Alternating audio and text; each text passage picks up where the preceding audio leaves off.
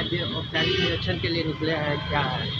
देखिए, निरीक्षण का मेनली हमारे 2-3 इसके अंदर रीज़न थे। एक तो ये था कि हम एक कॉमन आदमी के नज़रिए से देख पाएँ कि जो कॉमन आदमी जब अपनी गाड़ी से या फिर ऑटो से निकलता है तो वो क्या-क्या समस्याएँ फ़ेस करता है। तो हम ऑटो से निकले हैं, कुछ-कुछ पोस्ट का निरीक्षण कर रहे हैं। वहाँ पे काफ़ी बार कंप्लेंट ये आता था कि जो पदाधिकारी हैं, सिपाही हैं, वो अंदर पोस्ट में बैठे रहते हैं, बाहर नहीं दिखते हैं। अभी तक हमने जितना पोस्ट पे देखा है तो सिपाही हमारे को मिला है 100% अपना रोड पे है, ड्यूटी कर रहा है। 1-2 जगह पे पदाधिकारी हमें नहीं दिखे, वो अंदर पोस्ट में बैठे थे, आराम फरमा रहे थे। वहाँ पे उनको हमने चेतावनी दी है, सख्त हिदायत दी है, कम से कम जो पीक आवर है उसके अंदर वो अपने बाहर निकल करके सिपाही की मदद करेगा। कहीं पे अगर नो पार्किंग का या अन्य उल्लंघन उसको पाए जाते हैं तो शमन की कार्रवाई करेगा। दूसरा इसका एक रीज़न था कि जो माननीय मुख्यमंत्री जी के द्वारा 24 ट्रैफिक चेक पोस्ट का स्थापना किया गया है महिला ट्रैफिक पुलिस के लिए, उसके भी 24 में से लगभग 20 जगह पे हमारे पद स्थापना हो गई है ट्रैफिक पोस्ट की। कुछ जगह पे पानी और बिजली की व्यवस्था नहीं हुई थी, तो वही हम लोग घूम करके देख रहे हैं कि कहाँ पे क्या किया जा सकता है। तीसरा इसके अंदर रीज़न था कि जो हमारे नए ओपी बने हैं, वहाँ के ओपी प्रभारी अपने क्षेत्र में रहते हैं, भ्रमणशील रहते हैं या नहीं रहते हैं, वो हम लोग देख रहे थे। और चौथा इसके अंदर ये था कि एनसीसी की मदद से हम लोग एक सर्वे करा रहे हैं पटना के ट्रैफ़िक का, जिसके अंदर यातायात व्यवस्था का हम लोग निरीक्षण कर रहे हैं। डाक बंगला और सगुना मोड़ को 2 सेंटर पॉइंट बनाया गया है।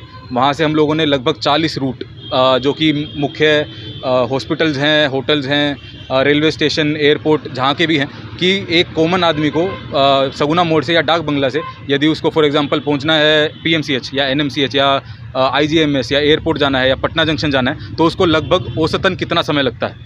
तो जैसे हम लोग अभी यहाँ से डाक बंगला से सगुना मोड़ आए तो एनसीसी के हमारे साथ में हैं, तो इन्होंने वहाँ पे नोट किया था 3:35 पे हम लोग वहाँ से निकले थे और 3:56 पे हम लोग सगुना मोड़ पहुँचे हैं। तो ये लगभग 10 किलोमीटर का जो डिस्टेंस है वो हम लोगों ने 21 मिनट में तय किया है।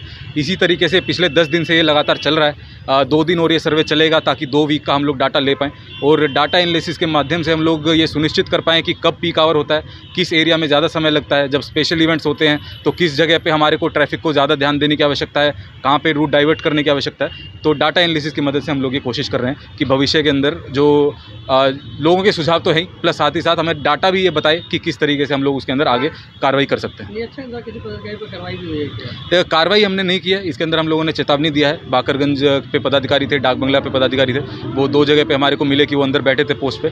ऑल्दो वहाँ पे कोई ऐसी ट्रैफिक की समस्या नहीं थी। यदि ट्रैफिक की समस्या होती या फिर वो अपने पोस्ट से अनुपस्थित पाए जाते तो निश्चित रूप से उनके ऊपर हम कार्रवाई करते। अभी हम आगे भी गोला रोड और डीपीएस मोड, आईजीआईएमएस, एयरपोर्ट, वहाँ पे सब जगह पे देखेंगे। यदि कहीं पे हमें लगता है कि भाई जो पदाधिकारी है उनसे जानबूझ के उनसे लापरवाही हो रही है तो वहाँ पे हम उनको शोकॉज करेंगे, उसी हिसाब से कार्रवाई करेंगे। सर, एक चीज़ देखा जा रहा है सर कि जो होर्डिंग लगाने का जो है अभी भी कल भी कार्रवाई की गई है वहाँ मरीन ड्राइव पे, उसको लेकर क्या है सर? देखिए, लगातार हमारी स्पेशल ड्राइव चलती है।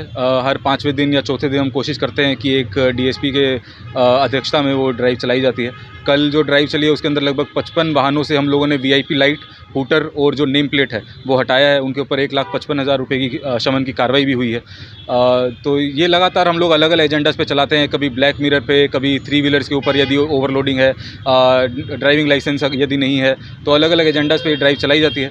क्योंकि ट्रैफिक पुलिस का मेनली देखिए 4 हमारा दायित्व है। एक है ट्रैफिक रेगुलेशन कि कहीं पे ट्रैफिक जाम नहीं हो, यातायात व्यवस्था बनी रहे। दूसरा है ट्रैफिक एनफोर्समेंट, जो मोटर व्हीकल एक्ट है वो ठीक तरीके से लागू हो, उसके जो भी प्रावधान है वो सब लोग उस चीज़ को मानें। और तीसरा है जो हमारे स्कूल कॉलेज के जो छात्र हैं वो सुरक्षित रोड सेफ्टी, मेनली वो और इन जनरल बाकी सब पब्लिक वो रोड सेफ्टी के ऊपर अपना ध्यान दें। उन लोगों तक हम अपनी जो रोड के ऊपर जो लोग चलते हैं उसकी जो हमारी बात है उन तक पहुंचा पाए। तो ये 3 चीज़ें हम लोग लगातार उसके अंदर प्रयत्न करते रहते हैं। सर, एक चीज़ देखा जा रहा है जो आशियाना दीघा रोड है